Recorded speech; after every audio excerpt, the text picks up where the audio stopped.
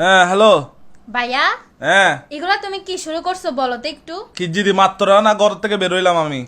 কি করতেছো না তুমি তুমি আমার বান্ধবীকে মেসেজ কেন দিতেছো? কোন বান্ধবীকে মেসেজ দিদি? কি বান্ধবী? তুমি বুঝতেছো না কোন বান্ধবী? এগুলা সব মিথ্যা কথা।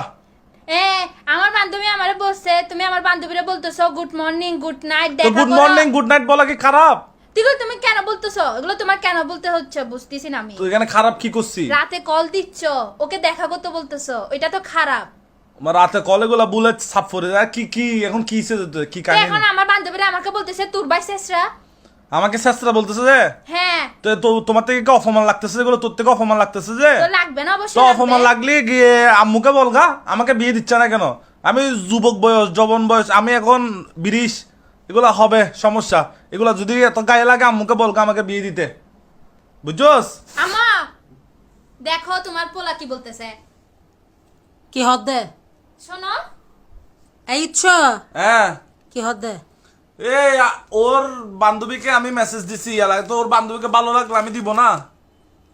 তোর বান্ধবীর কত তো ভালো লাগে। তোর বান্ধবী তোর বন্য নাই বেজেন কেন বইন? তো কিসের বইন?